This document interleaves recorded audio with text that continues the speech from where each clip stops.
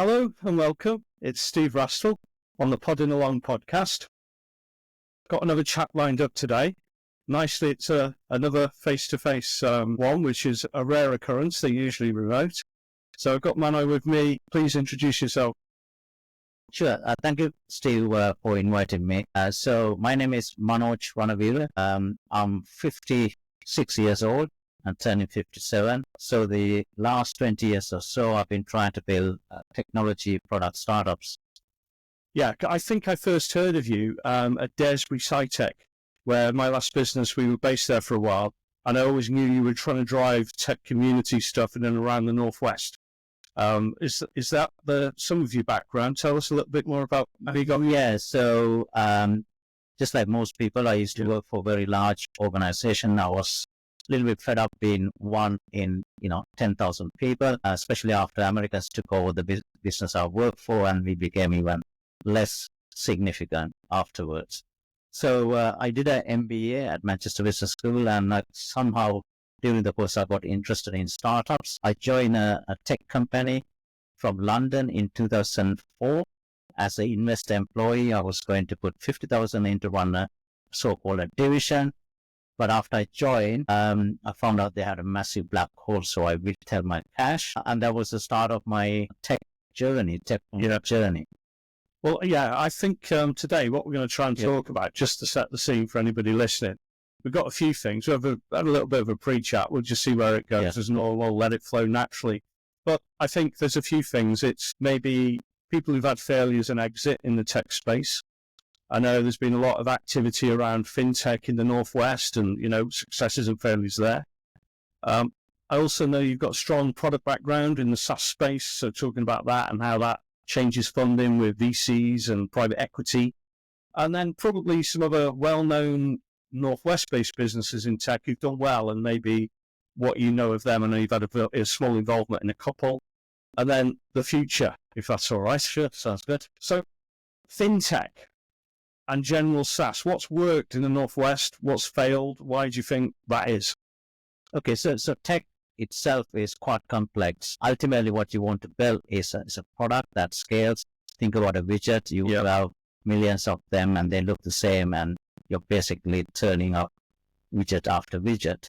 And you also have service-based businesses. So FinTech is very much around, one top end of FinTech is, creating a bank, but others are electronic invoicing. So my very first tech company, which I failed miserably, was trying to create an electronic invoicing hub instead of sending PDFs or sending letters in the old days. So the FinTech is widespread.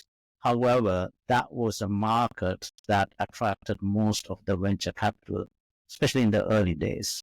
And they took a stumble because their whole market was set up to raise more and more funding so that they can become a dominant player. And, everybody heard about Revolut, Monzo, Tide. They all seem to be doing well. Challenger Bank. Yes. Challenger banks, yes.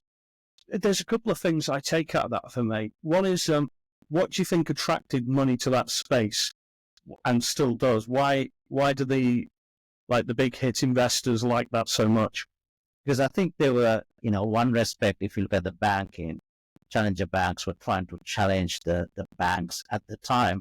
And I think that if you look at the banking licenses, there's very few about. I think it was a Metro Bank, I could be wrong, that got a license, and it was after a long time. And then obviously when Tide, I don't think still has a banking license. Monzo does, Starling does, and few others. And Revolut for a long time, I don't think had a license. I don't know whether they have a banking license. So that was quite challenging. That was a very interesting market to break into that. And money talks money, right? Do you think they thought because of the scale and the growth in it, and it is very much a guaranteed, revolution space in there, that's why the investors wanted to go in? Because you look around and there is a FinTech for everything, it appears at the moment. Yeah. So why now, to some people, non-tech people, they might think, well, it all sounds the same. To us, we know that's quite distinct, isn't it, than other tech businesses. So do you think the investors thought the returns were better? It was just bigger? What was the one, or it was just exciting and trendy? I think it's a big market. big opportunity. So the investors look for big multiples when you eventually exit and there's a significant failure rate. So most investors don't make money. And when they do, you got to generate a significant return. So fintech market, if you look at, one way or another, it touches consumers, and we are all people, and we are consumers, potential consumers of those applications, either as an individual or as a commercial entity.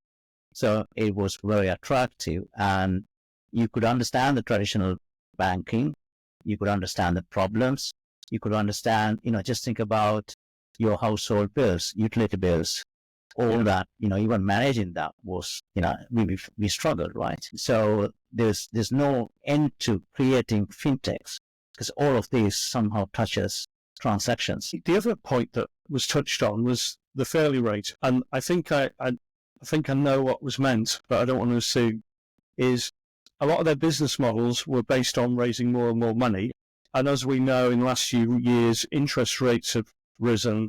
So certain types of funding have got more expensive.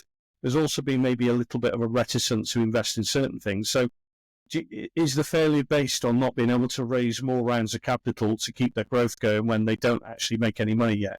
Is that the... Yes, so the model was based on becoming the dominant player of whatever the market segment you were in. So the VCs were backing you to become a growth story. So it's growth at any expense. So the more money came in, you are beating the competition by offering whatever the lower rate, and therefore you could, take Uber for example, take WeWork for example. These were not new businesses; they were new business models, and Uber decimated the market by offering lower rates. So it's to grab that market share. So to do that, you had to continuously feed the beast, and more money needs to go in. And when the crunch time came, there was no way to raise the next round. The businesses start failing and having to shut down because they could not readjust to lower spent model. Yeah, I think those customer acquisition costs were so high, they couldn't reformat them, and you hear it a lot. And that's been the story of the last couple of years in a lot of places. Because I think before, I heard somebody else say, it's very easy to sell somebody £2 for £1. That scenario where you're buying business. And I think then they're back on the old rules of having to make some money, grow in a sustainable way, and not grow for any cost.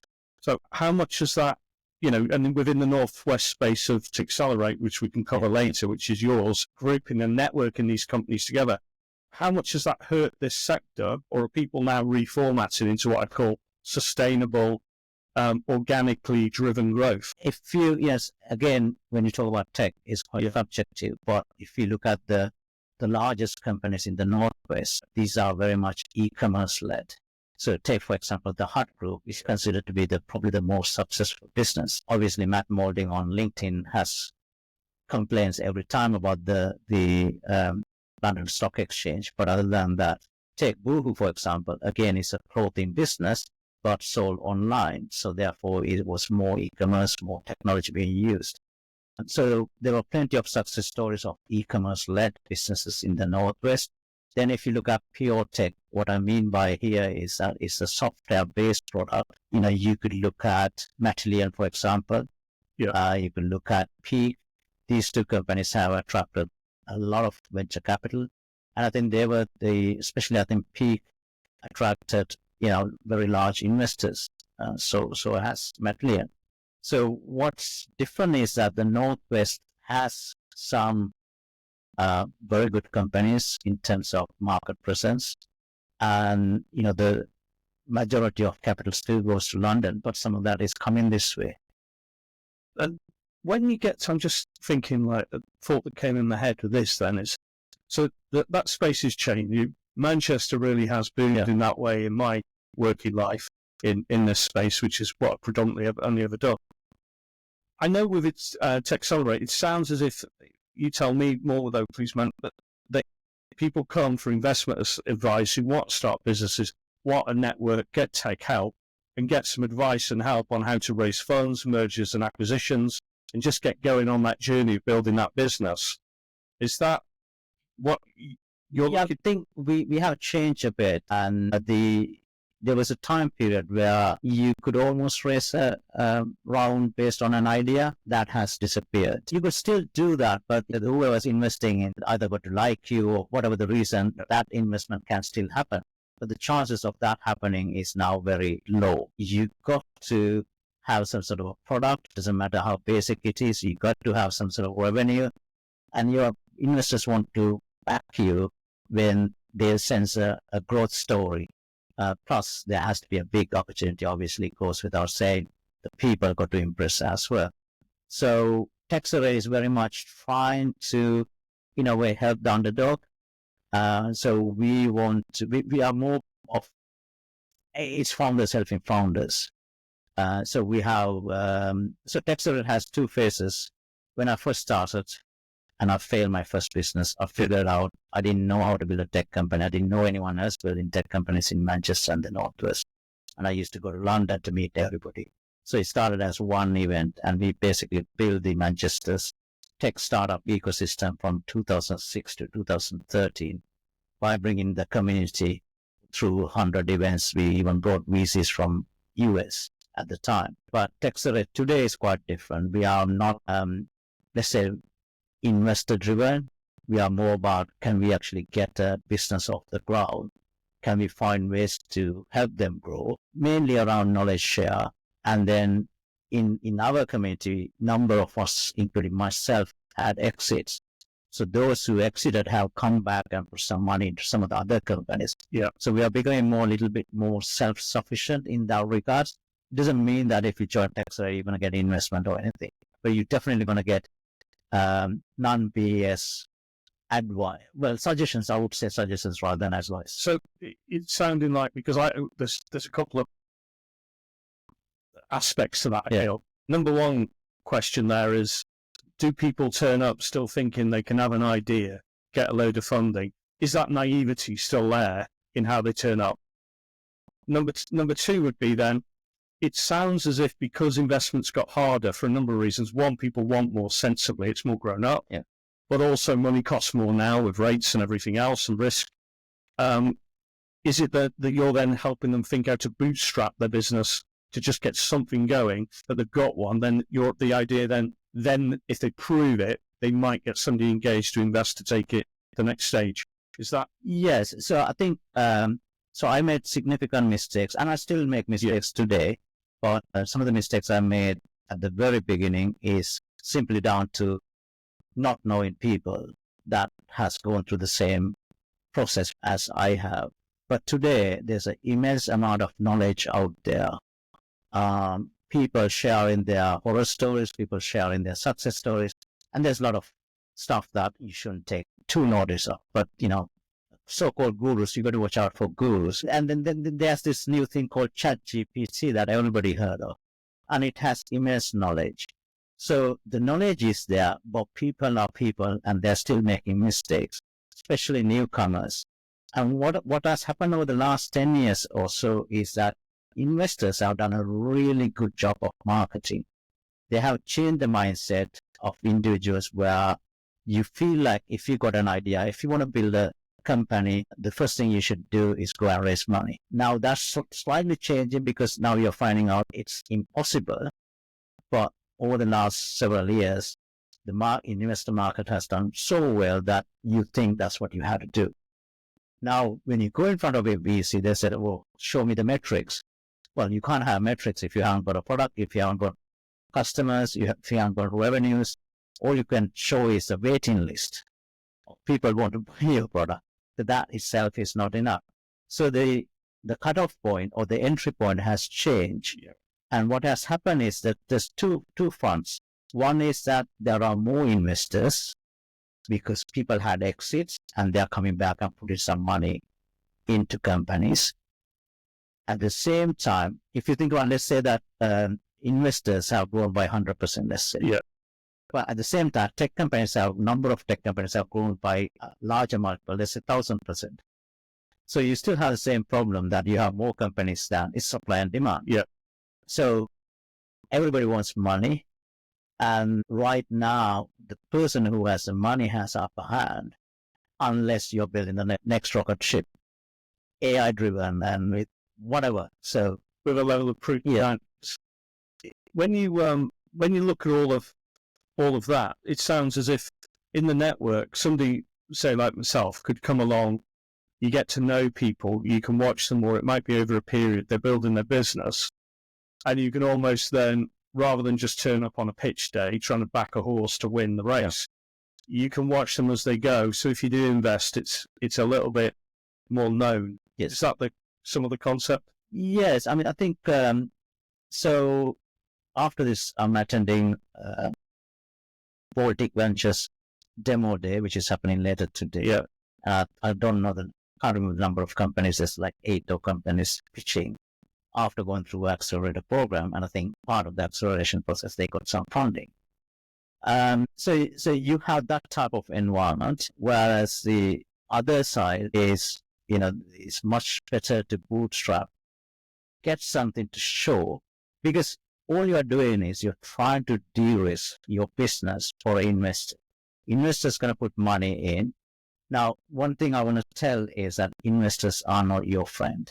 They might look like your friend, they might sound like your friend, they might have beer with you, but you have a shareholder agreement, investment agreement, whatever you want to call that, and every point in that agreement matters. So you should not treat them as friends. They are giving you money because they want a higher return. Now, if you can't hit those return targets, that's where things start going wrong. So, and I think there's the people coming into market, they all think they've got a brilliant idea. They all believe that they're investable. You are not. Take myself. I'm not actually investable. None of my businesses are. They're not at a point where I can de-risk it. It's no point taking money where you soon find out you can't hit metrics, and therefore you could lose your business. So there are a lot of challenges. So my solution is that take money when you know how you know a way that you can actually grow your business. You prove the model, you've got some revenues, the sausage machine's half built, and you're hoping putting more money in, you can turn it quicker. And I think there's another bit there that we link back to, if I may, is when you talk about the investment they want and how much, and the fact that if they raise this much, I remember talking to somebody years ago, and they told me how much they'd raised, and they said, what do you do? And we've now got 60 people, and we've got this, and we've got that. And I said, oh, I do this, and I don't want this to sound the wrong way, it's to make the point. And then we were maybe going to do something, and they came to my house, and they looked quite shocked because I had a smaller business, bootstrapped it, it was all about making money, and they saw what they're probably thinking they might get when they exit, and they're thinking, how have you got that? And they think they've built the great thing and had reward just by getting somebody to put their money in, but they've had none out.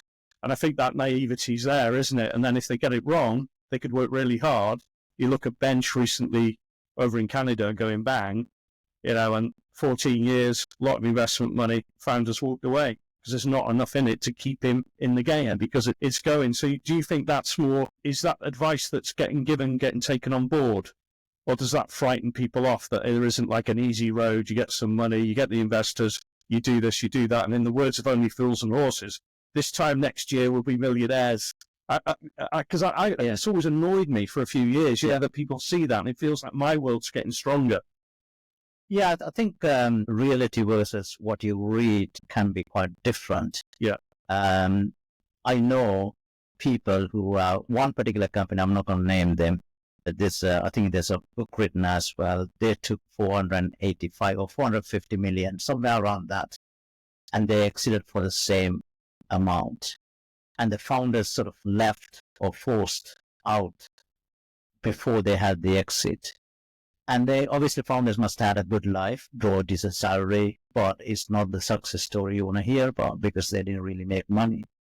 So in the investment landscape, sometimes the investors say, and some of the gurus talk about, say, it doesn't matter what percentage you give, you having 100% of nothing versus having a small percentage of something bigger is much more attractive. Yes, if you got the formula right, but if you lose your equity, it is very difficult to claw it back. And equity is your currency. So you have to be very careful, and you need to understand when you take on investment, you suddenly have new masters. Doesn't matter if they have a lower equity than you, but the way the agreements are written is that they have the first take. So even if you exit, they take the multiples, whatever's written in there, and therefore you could end up with nothing. So you have to be extremely careful about all this investment. So you are much better off if you take it later when you actually have something to demonstrate, and you are still not equal, but you have a higher say in what those terms are going to be. Your negotiating position is stronger, more than wank you up. You can leverage, play them off against each other and do a deal. Yeah, because I've never done it. I've done 3 businesses, 2 successfully. Hopefully this one is now as well. And we've never taken investment on to do that, which at times maybe held us back, but in other times you really do appreciate it. Just jump a different direction then. So I'm interested in learning a bit more about the product and developing those product and SaaS businesses. I come from a managed service provider in the tech space. So what do you see as the differences between building those managed service businesses out and product-based SaaS businesses? Okay, so the product business it takes a long time to get the product. And you probably hear about this thing called product market fit. I don't know why people talk about product market fit, because there's a stage before that where you're trying to understand the problem your product going to solve. So what is that problem? Who has that problem? How extensive is that? Who else solved that particular problem? And how is that solution priced? So what I call a problem solution fit is that very early stage where for some reason people talk about product market fit. Product market fit comes much later when the market knows that you exist, market knows what it wants, and they can easily discover you, and therefore they come and buy it. And it happens quite often where you have that early stage, all you're trying to do is to find customers who have this particular problem, try to solve it in a manner that you could make a commercial return of. So that I've forgotten the question. Just to say that product market fit, I think that's absolutely smack on, because people do talk about that, but what you're really saying is there a business? What's the competition? What's the problem? Well, are you trying to fix something that doesn't need fixing? And then that product market fit is often when you go in, it's just an evolution of always trying to build that and move that along and change to the market, isn't it? So I think, so if we were talking about, and so you got a product business, you got to get that right. Yeah. That's a key thing. Where maybe in an MSP, it takes less time, maybe might be the answer, because the product, doing all that product, building it, getting that right, then getting people on it, it's all time and money. Yeah. So the product business, because it takes so long to get to that point, there's a significant cost incurring around that time. That's why it's more attractive to raise investment, because you got to cover that cost. It might be salaries, it might be infrastructure cost. Whereas managed services, you're actually selling somebody else's product. So somebody else, take for example, if it's a cloud, let's say about AWS, you're providing a service around that. So that product is already built by AWS. They've taken the risk to create that. Let's take storage, anything around that you're going to manage, offer a service. You're going to put a wrapper around that product, and you are holding the customer's hand by offering a managed service. So you are taking lesser risk, and you could make money immediately. Let's say you start today, you could make money tomorrow. Whereas with the product business, you can't, because you've got to build that product. It might take 2 months, it might take 12 months, it might take 3 years. I've seen people who've taken, before this is a Northwest business, before you got the facility to pay from your phone, he built a little thin layer that sticks onto the phone and you could use to pay payment. But he never managed to launch it. He spent about 3 years building it, but never managed to launch it. I think I know who that is. Yeah. So if you think about that, that's a long time. And in this case, this startup was never managed to recover even the cost of that spend. So that's why it's risky. When it comes to managed businesses, you're taking somebody else's finished product. You are offering a service layer. You are helping the customer to get more value out of that product than the product owner might be able to. That rings a call to me that in my first business, we developed a mobile app back in 07 prior to iPhone. So it was all Windows, CE, Pocket PC stuff. And we got the opportunity to sell that for not fortunes, but good money to me at that time. And we could have carried on growing that business, but we would have needed a lot more money to develop it. We would have needed a lot more time, and the risk would have gone up significantly. Or we sold the IPR, and we took a certainty at that time to do that because we didn't want that risk and we didn't want the investment, and it was enough money to change our lives as a team to some degree. So I do understand that. So I think there's also different times in life where you want the risk, the investment's right, maybe macro factors drive that. Oh, yes. Is funding available? At that time, it was after the crash in 08. Getting funding wasn't that easy. That money seemed like a really good bet in January 09. No, you think back before that, there was 5 months of problems. So I really get that. And you then go, all right, well, we got to think in MSPs, you got service businesses, quicker to revenue in the service business, doesn't scale the same. Why? Usually need people. You've got a different problem there to grow that out. Product business, multipliers, I guess, are part of this conversation. How's that fit in then to those two things? Yeah, so product is what you're trying to do is create that widget, and then you could sell it millions of time, or depending on what the price is. So you then, in terms of once you got the product right, once you got the market right, and market knows that UX is, and therefore they queue up to buy that product, then it becomes pretty much easier. Yeah. And then all you got to do is to make sure that lots of businesses, product-based businesses, still rely on Google AdWords and etc. So you're spending £2 and getting £5 value out. So you could have that sort of multiple, whereas a service business, you still rely on a number of people. You could automate with latest technologies, but nevertheless, it's service. Now, if you go back to the investments, what tends to attract is that the venture capitalists want to back very early stage businesses, so they tend to back more product-based businesses. They rarely back the managed service business, whereas private equity want to back managed service businesses because they know that you can generate revenue. They understand that market. So the key difference there is that private equity looking for 3 times multiple, and they typically spend 3 years. They spend 3 years, and they want to make 3x out of that. Whereas if you look at a venture capital models, typically it's 10x, and they might take 7 to 10 years to get to that point.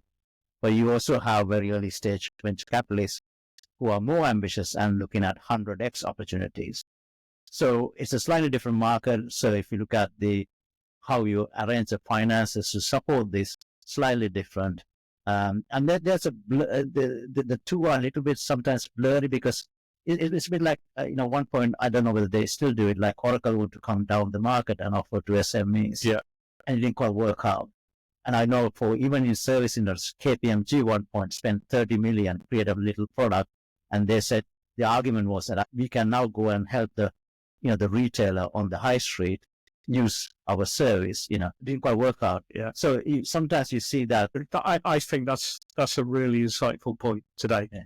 That if you think about where, typically I get there's nuances to that. Yeah. But, in a conversation, you have to say, well, it's like this. And you can get clever people who can point, well, that was that. Yeah, but normally it's like that. And I think if we stretch that on, you go, okay, so you look at the MSP space, it's all about consolidation. Then private equity comes in to help you maybe acquire other businesses, and the growth is coming through acquisitions. You leverage in that synergy word comes into it, and you grow that out. You grow the group. You get the multiplier up through that scale, and then you flip over 3 years. Some might go on their way. Next round comes in. Some more people get on the journey, and they look to grow it and do that again.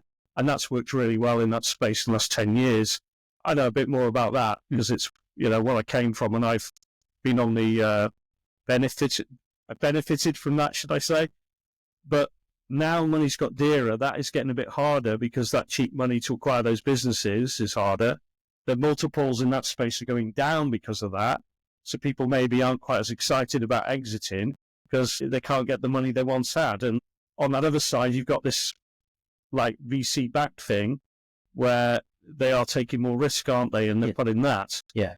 So that's where it is today, where there's been a lot of turmoil in many ways in those areas in the last 2 years. What happens next in this space of investment in tech?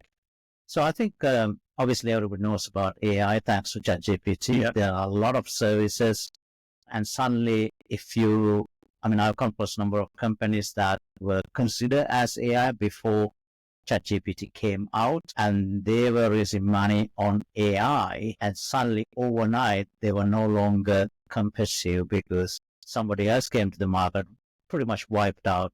So 10 years ago, if you're trying to build a product, the investors would ask, what happens if Google launches that product overnight? You've got to come up with some clever answer, and Google was not going to launch it. But now the barriers to entry is very low.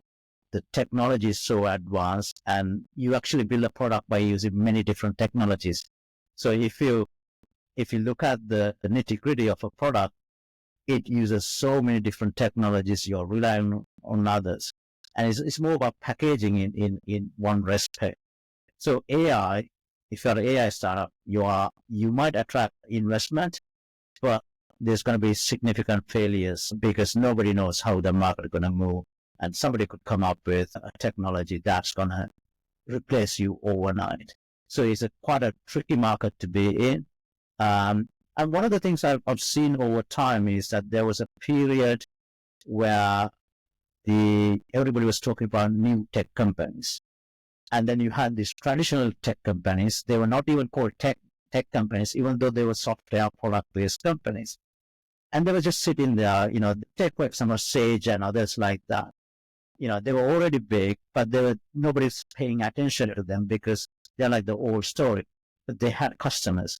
And Microsoft was in the same place quite a long time ago, where, big company, but there's nothing exciting about it. But then suddenly they start creating products, got into SaaS environment, changed from licensing model to SaaS, and suddenly sort of became the cool kid again. So you need that moment, you need a base, and they had the base because they had the customer base. So you are and it's the same with, I think, some of these companies who are not AI driven could end up becoming the success stories. But there's going to be a lot of failures with new AI companies because you don't really know where you stand in the market. The market is moving so fast. So it's almost sometimes better to sort of sit back and see where it's going, and then saying, okay, now we have enough data point to see what's happening, and then you take that, you change your product or whatever, and then because you have the customers, because these new companies has to acquire customers, whereas you have the customer base. You might not have the most modern technology, but you could get that technology into your product and suddenly start growing again. So who knows? Yeah, because if I may, I'll pitch some thoughts of mine in and around this. Yeah. That when I started out, I thought it would have been helpful if I was a better developer and I was a okay salesman. And then over the years, I learned some technical skills because I had to a base level, and that was useful, but out of necessity. Today, if I was starting, if I was a really good marketer and I could win customers and do the lead bit, not need funding for that, that is the type of founder, I think, that's coming of age a bit more, where the guy who wrote the code and built the thing, they're still useful, but I think the world's changing because acquiring those customers, the dead internet as it is, i.e. the noise and how people are switching off and winning clients and the cost of winning those clients, it's getting harder and harder. Then you've also got a mix, and if you do, I don't know if you agree with this, that SaaS, you think of years ago, Dun & Bradstreet, then Apollo comes, and you've got all these things, and each time it gets cheaper and better what you can have. Yeah. So there's a race to the bottom of commoditization of SaaS as a rule anyway, that everything out gets cheaper, somebody undercuts you, new thing appears. So you also look at that and think, yeah, it's probably going to get more high risk. AI writing code, developers are not in demand as they were. You can produce something very quickly that might take years, now takes weeks. And that seems to mean that the space is getting more aggressive and it's more mature. So the way I framed all that, it feels like this huge opportunity, but it's different, and the pain of getting a result has got harder in some ways and easier in others. i.e. writing code's easier, winning customers harder, and so on. What does that trigger, what I've just said? Yes, so I think what you got to understand is at the end of the day, are you selling a product for humans to use? Yeah. Or is it a part of an automated process where humans are not involved in using that product? So if it's a human, let's say CRM, for example, somebody got to use that. That's why you buy your license. So, but people only have 24 hours a day, and that has not changed. And out of that, you sleep.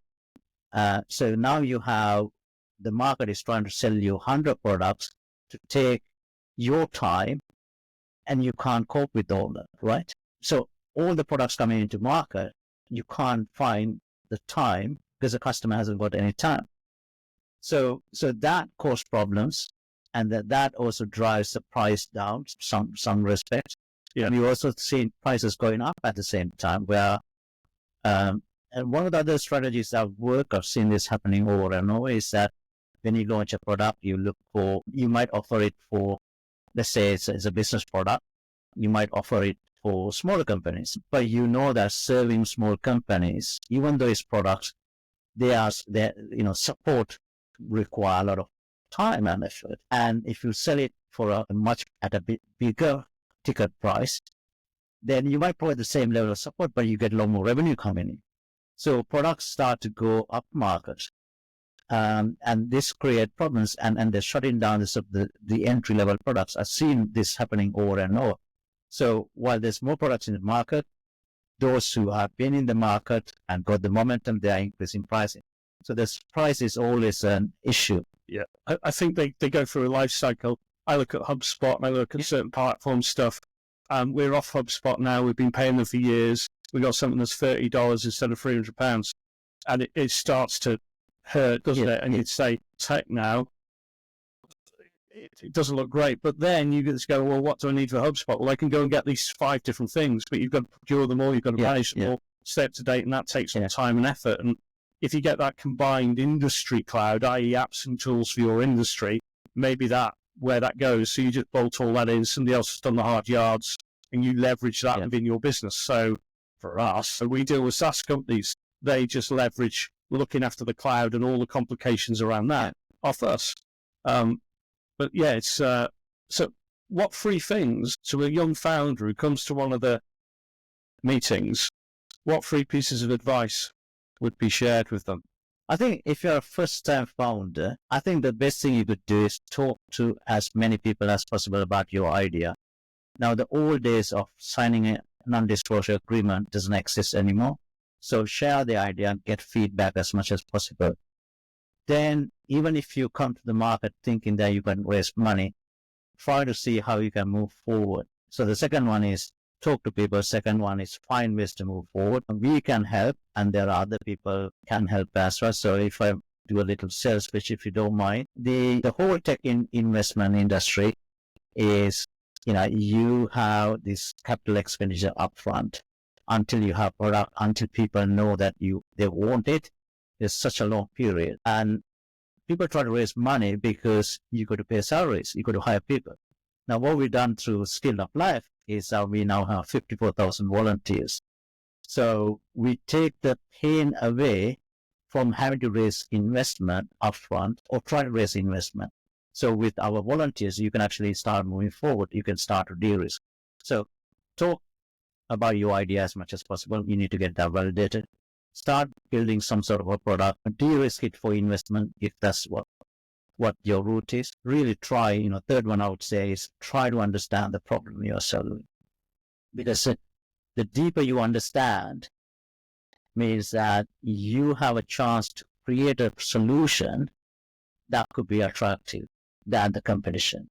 Now, there's a guy called Ashmore who has written a number of books on startups, and I helped him once come to Liverpool, and he spoke about one even where listening to music, that has not changed last 100 years or even before that. You want to listen to good music. Now, how we listen to music has changed. You had LPs, you have cassette recorder. cassettes. You had Walkmans, which was a revolution at the time. Yeah. Then you had CDs, Discman, and whatever else. Now you got a Alexa and a lot of different ways to listen. But you're still trying to listen. Still trying to find that tune that you want, the new tune, whatever it is.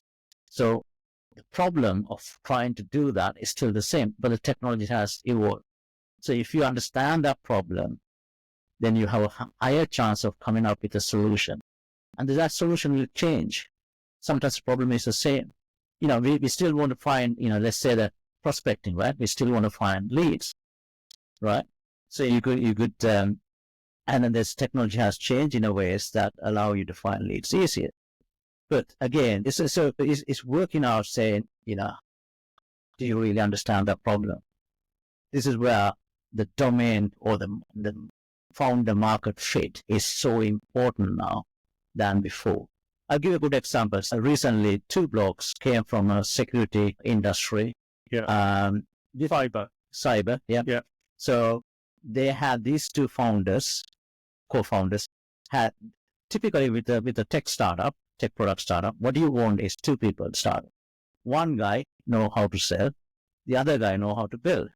So one build, one sell. Obviously, there's marketing, commercials, and all that involved. And these 2 actually knew that they came from the same industry. They had domain knowledge.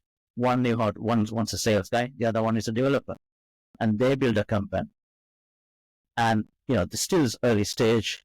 They recently last year they raised 1.6 million, and they used Skill Apply for 20 months to de-risk during that early stage. So they understood the market. If you look at my history, when I started my first company, I just stumbled upon it. I didn't know anything about what I was doing. I didn't know the market. I was trying to fix invoicing problem. I didn't come from a accounts background.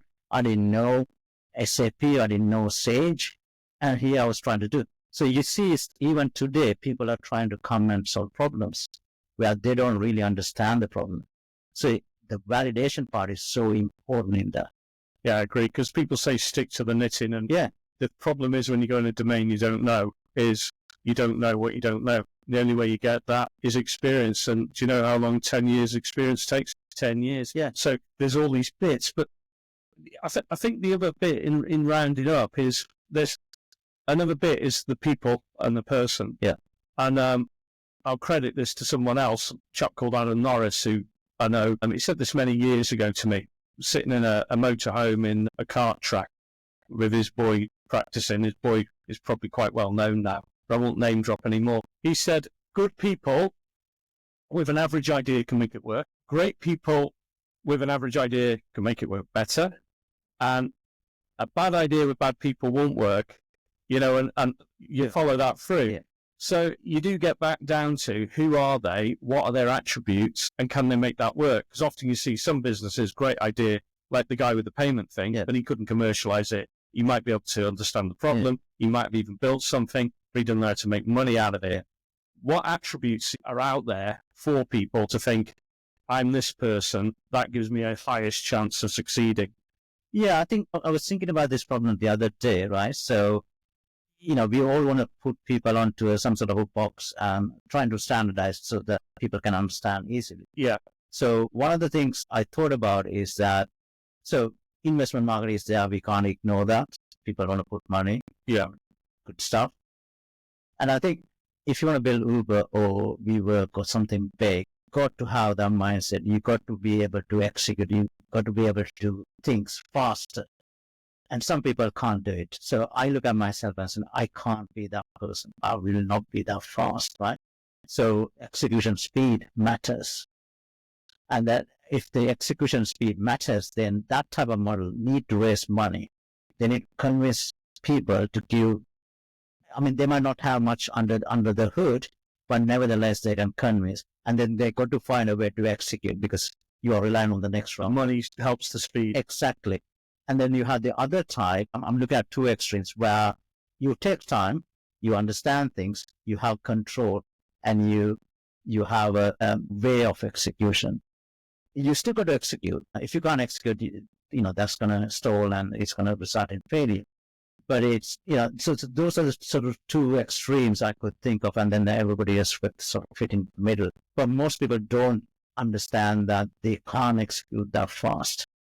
And therefore, if you want to go through the venture capital route, you've got to be able to execute fast. It's a subtle point, because most people might say they're a doer, and they might well be, but how fast do you do? Yes. And and how do you actually know that? Because you might think you do it fast, but that's what you think, and that's a subtle point. I've never seen it like that. I'll take that one away and pinch that one. If it's called policy, Yeah.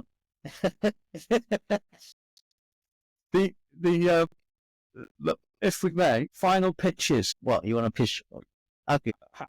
How would somebody find Techcelerate in the Northwest? And how would they find the volunteers and all the other things in and around that? So basically, I'm 57, and I spent last 20 years trying to build a business, trying to build tech companies, or try to help them. So I worked it out when I turned 50, 7 years ago. This is all I'm going to do until I die. Right. So I'm trying to find ways to help reduce what I call the overarching theme here is how to reduce failure, rather than saying how to help you succeed, because there's a lot of things involved. Yeah. But if I can help you less fail, then there's a level of success. So I looked at what I can do. One is know-how. So you can't build a business without some level of know-how. And the best know-how you get is by talking to like-minded individuals, people who have gone through the path before. Obviously, you want to do it better than them, but you got to know this. You got to have that know-how. So that's exactly what Techcelerate provides. We are a bunch of people who have built tech companies, failed, had exits, and it's a mixture of people from early stage ideas, pre-revenue, to those who generate a couple of millions in revenue. So Techcelerate provides the know-how. So you can find us Techcelerate.ventures. Unfortunately, there are other Techcelerate out there, but if you Google Techcelerate, we should be number one. The second thing I looked at is that if you want to build let's say, a world-class tech company, you got to have some level of intelligence. So, and whether we like it or not, the money is important. Venture capitalists are important at some point in the journey. So a few years back, I want to get a true understanding of what this market looked like for the UK. So we created a product called Deal-Like. So my team every day track what happens in the UK market, who raises investment, from whom, who are these investors, and how much, what was the funding round. So we capture this data, we share every Monday through a newsletter, and then we have a web application called Deal-Like, which you can subscribe and get access to that. It's a lighter version of some of the players in the market. We only track UK, we only track tech.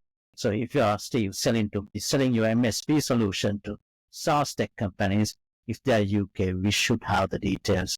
And you should look at it and say, wow, there is investment. Now, I've got to work out saying what is my optimum time period. Do I want to hit them now or wait 3 months and then go back and say, because you took investment and you are now scaling your infrastructure, let us manage that. So Steve, there you go. It's a great source.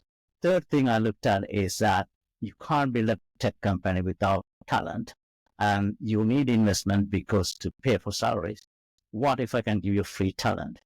Now, through my 20 years being in the industry, the one thing I suffered from is not having enough people to execute my ideas. Now we got 54,000 volunteers coming from 141 countries on Skilled Up Life. There's no barrier anymore because now you can have the talent. It does produce a problem because you got to now work out saying how am I going to take 100 people on to build my business. But nevertheless, we now have, so we got know-how, intelligence, talent. The part that's missing from whatever I'm doing is investment side, funding, because everybody wants money. So some of us within Techcelerate is having a discussion to see whether we can create some sort of syndicate fund. Now, Steve, we welcome you to come in and take a look as well, because you made some money and you might be interested in backing the next course.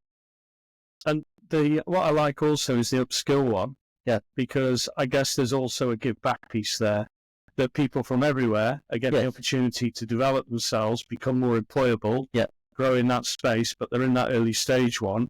And it might grow into a job with them with that company. Yes. And there's something good about that too. So I expect that's in the background for you as well. Yes. So Skilled Up Life is for everybody above 18 and what I call until your last breath.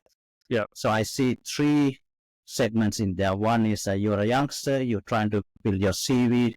Education alone isn't enough anymore. No. What you want is, what I've seen is that the job market has changed drastically. In the past, you would join a company, get trained, stay with them.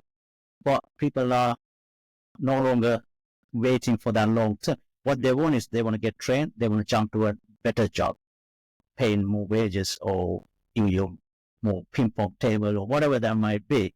So the loyalty has disappeared, and this has resulted in employers wanting to take on people who can deliver value now and not train them for 6 months and lose them. So you need experience, you need demonstrable experience. So Skilled Up Life is a great way to give you that opportunity. All you need to do is 18 years old, have access to a device, time, 2 to 3 hours a day for 60 volunteer days. That's it. And the second group we serve is those who are stuck in a job. Maybe they've gone as far as they can. They've seen other exciting areas. They want to move, transition, but they haven't got experience into go into that sector. They may have done a course. So we have a lot of people transitioning through us. Yeah. We have lawyers becoming HR. I don't know why. But yeah, because I think, and also in tech, you've got to reskill. Yeah. Because things are always moving. Yeah. And you get that opportunity where you might be old school infrastructure looking after tin and you want cloud skills. Yeah. Quite crude way of putting it. So I think, I get it. I think what I need to do, I'll commit to come to one of the meetings as you kindly come here today. And but I will come and see. It sounds, it doesn't sound, it is interesting. Yeah. So I think what Techcelerate need to do is to unite. I'm 57. Sorry, I'm turning 57, and we the members seem to be around the age group, sort of 40 plus. So we have a lot of gray hair. We have what that means is a lot of experience, and we still have, we're still trying to build a company of some sort, technology business, and we still have challenges. But the good thing with Techcelerate is somebody in that group have gone through that journey before. From what I do, Techcelerate is like the glue. It's it's always going to be small. But the Skilled Up Life opportunity is global. But it's creating a lot of issues as well, because we cut down the entry point for startups. So if you got an idea, you could subscribe, £30 a month. That doesn't break your bank. And you could validate that idea by assembling a team. But what we find is that we have churn because we have supported the underdog, and most people don't have a clue of how to go and build a company. So it's creating more problems, which means we got to find ways to address them. But it's nice thing to have. Yeah, I understand that. Years ago, I've run a lot of tech people all around the world building stuff. Yeah. It brings its challenges. Yes. So, well, thank you very much. Thank you, Steve. Good chat today. Yeah. Got where it needed, I felt. It was a few good things in there. It's nice. I always feel I learned something out of this too. And I have today. Yeah. So thank you very much. I'm going to wind us up, and that's it today.